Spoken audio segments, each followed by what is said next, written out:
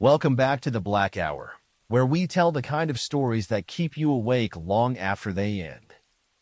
The cabin sat on a ridge like a tooth in a jaw of pines.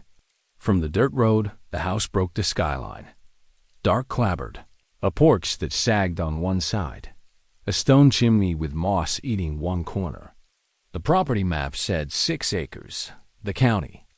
Recorder had a stamped deed, and the siblings had a key wrapped in old tissue paper. Those were the things people liked to trust: paper and metal, and the weight of a signature. It did not occur to them that land could hold memory in the way a person holds a grudge. When the family arrived in late October, the light on the ridge was cold and thin. Wind ran through the trees like a moving hand.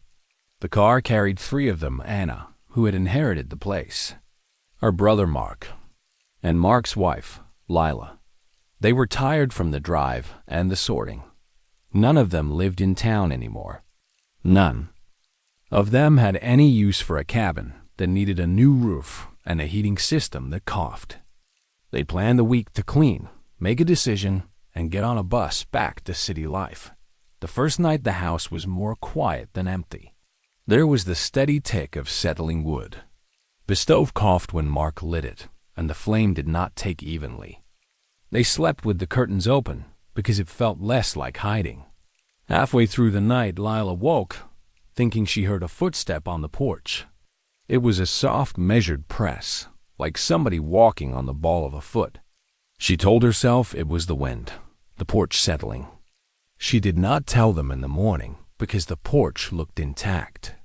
The impression of careful steps slid into her like a splinter. On day 2, they found a small pit behind the shed. It was shallow, like a grave someone had started and changed their mind about. The soil was darker in the bottom and smelled faintly of iron. There was a stone with initials carved on it, but the letters were old and stilled by lichen. Anna ran her fingers along the cut and felt a chill that was not the late October air. She dug a little with her hands and found nothing but a scrap of cloth and a few old nails. She wrapped the cloth in plastic and put it in the kitchen drawer with a careful reverence, as if these things were evidence of a story she had not yet earned. On the 3rd night, a radio they did not own began to turn on in the afternoon. They were in the kitchen, and the old radio in the corner crackled and played a bit of music, an old folk song that stopped and clicked like someone rewinding. Mark unplugged it. It was a cheap, modern clock radio with no batteries and a blinking red light under dust. The plug in the wall was still where it had been. They shrugged. Old houses made little rebellions. Lila began to feel like the house had pockets of sound. It opened on its own. Later that evening, they found a ledger buried in a false bottom of an upstairs drawer. The ledger was narrow and bound in leather gone soft with time. The handwriting inside had been careful and small. It read as accounts do: dates, names, exchanges. The entries were odd. They noted hens, a barrel of flour, a pair of boots traded for work, and a line that returned like a landline wire. October 14th, paid 1 night, 1 silence. Signed, H. Anna read it aloud without meaning to call attention. The word paid sat heavy on the page, and each time her mouth shaped it, something in the room tightened. Mark said the entries were the sort of ledger farmhouse people kept. Farmers recorded barter and credit. Lila, who had grown up in apartments, felt the ledger like a mirror that angled toward something she could not yet see. They were careful about the ledger at first. They took pictures of it with their phones and put it back under the false bottom. That night, when Mark went outside to spit and look at the stars, the porch light flicked and then the door clicked, closed behind him. He padded back to the kitchen and found the ledger on the table. The page opened to a new line. The ink on the page looked fresher than the other lines, as if someone had come in while they were out and written between breaths. The new line read, October 24th, households 3. 2. 1 night. Mark shut the book and put it on the shelf. He cracked a joke about the house keeping a guest list. The casualness of the joke did not reach the skin of his face. That night, The wind came in a way that sounded like a low voice through the chimneys. Lila lay awake, counting the muffled noises, and sometimes the house sounded as if it were inhaling and holding itself. On the 5th day, Anna found a small circle of faded stones near the back tree line. They were set in a shallow ring, 3 feet across, and inside the ring the grass was a different color. It had not sprouted the way the rest did. There were small impressions in the soil, like the marks animals make when they circle and kneel. She knelt and reached out and felt, with a deeper certainty than thought, that those 3 feet had been visited by people making a plan. She thought of bargains. That afternoon they hit and split an old photograph between the floorboards. The image was a studio portrait of a man and woman in stiff dress, each with their hands on a child, and under the gloss, their faces had been scored with a sharp object. The blunt scratches ran through the eyes in clean, indiscriminate lines. The marks had been made before the photograph had been set under the floor, as if someone had had the photograph and then, without the rage of a sudden violence, had put a needle through the faces and then left them there as a ritual. The ledger had words now they could not explain, names with debts owed. That night it rained hard. Rain on a tin roof has a temperament. It drums and thuds and makes the bones of a house-sound animal. The family sat in the living room, 3 shadows near each other on an old sofa. Mark read out loud from the ledger because the act of saying the names felt safer than keeping them shut. He read names and the ledger kept giving details. 1 cow, 1 week's milk, 1 promise. There was 1 line that had no date, no curl of year. It simply said, "When house holds more than its own, the mountain remembers the tally." They argued in tired, small ways about whether to stay. Anna wanted to list the place and be done with it. Mark wanted to go the next day and take the ledger to the county. Lila wanted a shower and a marathon of something, and to forget the smell of iron in the pit behind the shed. They settled on a compromise. They would stay the week. Paper and signatures still had the ring of authority. On the 7th night, Lila woke with the taste of dirt in her mouth. She thought she had dreamed of an old woman who had pressed something into her palm and whispered, "Take care, take care." When she blinked awake, the kitchen table was set with 3 bowls, each containing a single spoon standing upright in dry, cold oatmeal. The bowls were dust-muted, and it belonged to no one in the family. They were thin-lipped and hairline cracked, older than the ledger. There was a fine layer of ash in the bowls, as if someone had burned something small and then left the remnants to cool. None of them were hungry. Mark took up a bowl and shook the ash out and laid it on the porch steps. When he turned back, the ledger sat on the table open to the entry he had not seen before. The new line stated, plain as a bill, night of the 738. Due reduced. 1 night becomes 2. They stared at the page. The house had counted without permission. It had taken inventory in the way of a ledger that loved precision. The math of the entries did not make sense. How could a night become 2? A night measured in hours could not double itself. But the ledger had the authority of handwriting and old ink. It sounded like something final when it read itself in their minds. That night the house did not feel like something they rented. It felt like a ledger with wood and nails around it, a thing keeping account and asking the living to reconcile. At 2 in the morning, a sound came from under the floor. It began like a faraway tapping, the kind one hears only in old houses where wood and nail and time talk to each other. Then the tap grew purposeful and like a knock with a rhythm. The family sat up in the living room, wrapped in blankets with the TV off and the phone screens dead with static. The tapping was patient. It traveled through the floor in long pulses. Under that tapping, something else brassed .*mark crossed the room and knelt by the stair tread. The board beneath his hand had a seam, and with his fingers he dug at the seam until it gave. Beneath was a hollow, and inside the hollow the ledger lay closed like a throat, He opened it and found white dust, as if the air had been poured across the pages in a soft cloud. But dust was not the only thing. Pressed between pages was a small bundle tied with twine. He untied it with the same precise impatience people use on old knots. Inside the cloth was a coin, a little flat disc with scratches, and a scrap of paper that smelled of damp earth.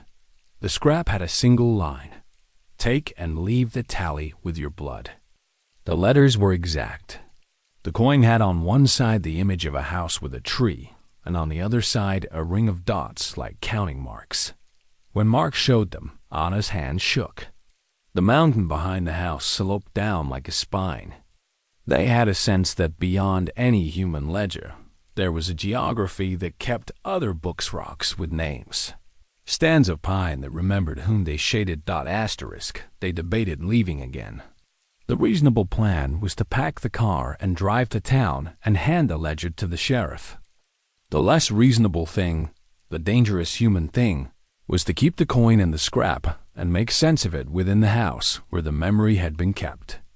They slept poorly, each thinking of different ways to end the tally. At dawn, Anna walked the property line. The mountain was gentle, the maples stripped of leaves, the air so thin it bit. She found a shallow depression in the moss where the earth had been churned like kneaded dough. There were tiny footprints. There, not like a child's, but like an adult's in a small size, the toes narrow and rounded. They walked to the old fence post and went around the cabin as if someone had made a circle and then pressed their feet into soft earth. Anna felt watched by everything: the trees, the sky, the leaning stones. On the porch, a smear of something dark and wet had dried into the lip of the step. It looked like tar, but smelled of iron. That evening, while they packed a trailer with the worst pieces of furniture, a neighbor came up the drive in an old truck. He called himself Earl, and he had lived down the mountain his whole life. He said little at first. He looked at the ledger on the table when Mark mentioned it and nodded as if to some memory. "You don't want to sign for what you can't leave," Earl said, and the sentence landed like a thrown stone. He told him about deals folks had made in years past, trades that sounded like superstitious bargains. A woman who wanted her house painted, a man who wanted his sick cow healed, a harvest saved in a drought. The mountain had a pattern of exchange. It wanted things returned in measures the mountain set. "How do you know what it wants?" Lila asked, small with fear.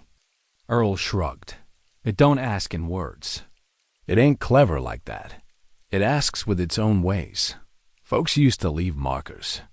Folks used to leave pieces of themselves. You keep nothing. You make a deal with your feet alone." He touched the ledger, absently, as if it were a shared joke, and the page under his finger was blank where they had been reading. "Once you give it something, it keeps account." They listened to Earl and felt both relief and dread. Relief, because the thing had a name bargain, and dread, because the name came with an accounting they had already entered. They had stayed a week. They had eaten from old bowls. They had found a coin and a directive to take and leave the tally with your blood. It sounded like a contract written in a language that twisted ordinary law. That night, the family tried a different approach. They sat with lights low and the ledger between them, and Anna spoke as if addressing a clerk. She said aloud the names on the ledger, the dates, the exchanges. She offered apologies into the old air, as if spoken confession could balance a scale. They tried leaving small offerings at the circle of stones, some coffee grounds, a spool of thread, a bottle cap. Each time something in the night shifted. The ash in the bowls brightened like a signal. The porch light stuttered like a wink. They felt the mountain leaning in to listen. As trees leaned to rain Dot on the third night after the neighbor's visit, something happened that made negotiation impossible. The ledger open on the table turned pages on its own and stopped on a line where ink pooled darker than before. Where the new line should have been, a smear formed as if a finger had been dragged through wet ink. The smear dried in a pale brown tone. Where the smear had sat, there were two clear impressions in the paper, like the shape of a fingertip. Mark touched the paper and felt warmth. He tasted iron in his mouth as if old moss lay against his tongue. A slow pressure built at his sternum, a weight like someone resting palm to chest. The weight did not hurt. It simply meant the house had counted him. He left the room and came back with the coin and the scrap of paper. He laid the coin on the ledger and watched, helpless, as the coin sank into the paper as if the page itself accepted the currency. The coin vanished between fibers. He could not pry it out. It had been eaten by the book. Then, on the back steps, there was a sound like someone humming a patter. It was in the key of nothing they recognized, a partial lullaby or a counting in a soft voice. They traced the sound to the porch and found prints. The prints were not human or animal. They were perfect ovals with a ring of tiny impressions, like the coin's dots stamped into the soil. The ring pattern matched the coin. A bargain had been made. The ledger had accepted currency. The house had closed a tab. The line in the ledger now read, "Paid in coin. Balance closed. Still due. 2 nights." They had thought 2 nights meant 2 nights left to pay, or 2 nights the house would claim. The ledger's language was elliptical and indifferent. The house wanted a balance, and when it accepted a form of payment, it changed the term. They realized with a slow rising sickness that 2 nights could mean a doubling in the way the house thought about time. Not subtractive, but additive. The mountain did math they could not follow. That night Anna dreamed of the ledger with its pages opened like ribs. She walked between them and saw lines written in a hand that was older than human patience. Names stood in those lines, not like ink but like bones. She woke with a sting down her jaw where the dream had pressed a fingernail. There was no mark on her skin where the pain suggested. The ledger had made her remember in the same way. Old Wood remembers old nails dot at 2 in the morning. A sound came from the field beyond the circle of stones. It was a slow footfall, and then another. The family bundled themselves and went outside. The air was the hush that falls when a storm is promised but not yet arrived. In the half-dark of their lanterns, they saw motion at the tree line. Figures moved like cloth, slow and deliberate. They were not flesh. They looked like people if you stood far enough through fog and let your eyes soften. Up close, they had edges like the page of old paper folded in 100 hands. Earl appeared at the fence without the truck, as if he had been watching from his own chair and walked. He had a lantern and something else in his hand, a little bundle wrapped in oilcloth. He told them to keep the light low and to speak plainly as if to Forrest or Ledger. He said the mountain would accept the correct names. It had an appetite for truth framed as exchange. "You can't haggle with a mountain," Earl said. "You can only show what you brought." They brought what they could. They took the ledger and set it on the stones and placed their offerings around its edges. Mark put a length of his hair coiled and wound into a ring. Lila put one of her earrings, small, a thing she had worn every day for years. Anna placed the photograph with the faces scored and the initials as tucked under the ledger's edge. They spoke the names and the debts aloud, in the way of accounting. Name, what was given, date. The lantern light trembled. The air smelled like wet paper dot from the tree line, came a long inhalation, and the air felt like someone reading a long list. The mountain did not speak in human voices. It made an effect like a sigh that lifted their hair. The ledger's pages fluttered as if in a draft of memory. One by one the offerings were taken. They were not stolen. They were accepted. The coin, however, did not return. Where Mark thought to place it again, the coin had sunk into the earth like a seed. Earl cleared his throat. "You give things," he said. "You show your tally. But there's a way a place takes. It takes in measure. You can't cheat it." He had the look of someone who had been taught by years of watching fields and weather how to read a slow cruelty. 2 nights, he said. Ain't 2 hours. It's the mountains counting. Sometimes it counts in the passing of sleep. Sometimes it takes the length of a life. They argued that night about whether to accept the exchange, whether to let the mountain finish. They woke with the morning birds like thin coins in the light and were exhausted as if they had been running since midnight. The ledger had made them pay in ways that thinned their edges, ways that added weight to their sleep. They felt the mountain pressing, patient and unhurried. On the 9th night, Lila did not wake. In the morning, she lay as if asleep, peaceful in a quiet that was not death. She breathed, but slow and shallow, as if the mountain had tied a band around her ribs. Her skin had a faint gray, as if the light that rested on it had been measured and rationed.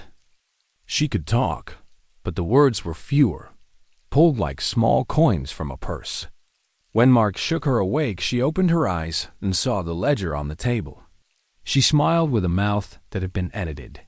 "We paid," she said, and the words were like someone signing a receipt. Panic ran like a fever. Anna drove into town and found Earl at the general store. He sold hardware and stories in equal measure. Anna asked if there had been anything in the past people who slept and did not wake, people who came to the ridge and left different. Earl nodded. "Once, long ago," he said, "a family tried to buy the land clean. They brought a chest of money. The mountain took the chest. The ledger closed." The youngest child didn't stop remembering the sound of tapping. Folks started waking up the way you did one by one in measures. He told her about an old woman who had returned to the ridge and scraped letters into the bark of a tree. "Do not sleep with the house.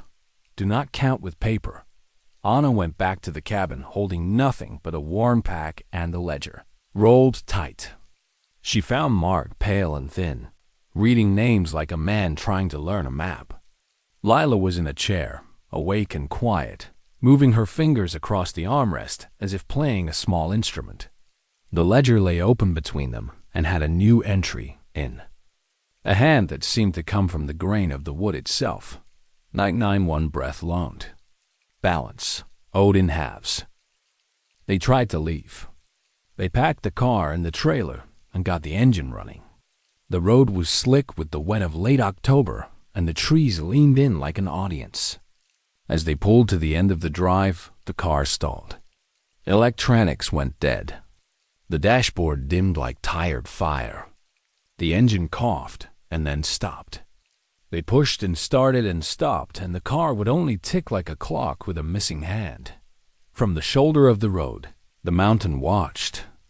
The ledger had taught them that the mountain's addressing was not only in place, but in time. It could delay an exit. It could ask for a night that lasted in the space between leaving and reaching anywhere else. They tried again. The map pinned and the motor worked, but the road led them back. When they finally made it to the county line, dawn broke and the car turned over easily. The mountain had given them the outward road, but it kept some of the distance inside them. They tried to live afterward like people who had been to the edge of silent water and learned to breathe differently. Lila's sleep was shallow. Mark woke each morning with a small, precise ache under his sternum, like a coin left on a bone. Anna folded the ledger into a chest and went to the bank to ask about deeds and old notes. Papermen looked at her politely and told her old land could have covenants. They pointed to easements and mineral rights, but the words were cold and rational beside the way the ledger had lived. They did not return to the ridge. They thought they had left payments in the field, the hair ring, the earring, the photograph, but the ledger had kept a tab. 2 nights had meant the house would mark 2 times where their lives would be altered. It measured not in hours, but in weight. Over the months, each of them found the mountain's arithmetic inserting itself into ordinary things. Lila would wake sometimes and find a bowl of ash on her kitchen table at home. Mark began to wake with fingerprints in the dust of his car. Anna dreamed of a ledger and woke with lines of faint ink across her palms. Years later, long after the house had been sold to someone who claimed they would restore it, children in the valley told each other of the cabin on the ridge. They said the porch sometimes creaked at night in a pattern like counting.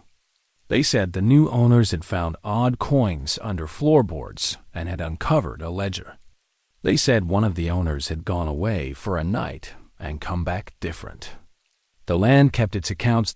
In the end, the ledger did what ledgers do. It recorded. It was a patient clerk who knew the slow rules of exchange. The mountain wanted a balance in measures it chose, and it would accept payment in sleep, in memory, in the soft stuff of living. People thought they could trade objects and signatures, and that paper would be enough. The mountain had a different currency. It asked in a language of hush. Once, on a winter morning when snow had laid itself like a hush over the ridge, a boy found a coin half buried in the path. He picked it up and ran it across the rough of his thumb. There were dots around the edge like a ring. He slipped it into his pocket and forgot it until night. That night, he woke with the taste of iron in his mouth and a slow pressure at his chest, as if someone had leaned on him with a friendly hand and then never left. His mother found the coin in his laundry the next day and laughed and set it on the mantel. The ledger waits, the mountain counts. The house on the ridge keeps its books. Asterisk. The mountain kept a language none of them had spoken before they'd arrived, and when they left, a part of their life stayed behind as payment. Tell us where you're listening from in the comments. If the air on your skin felt colder when the ledger opened, like someone reading a long list, give this story a like and subscribe for more from the Black Hour Stories.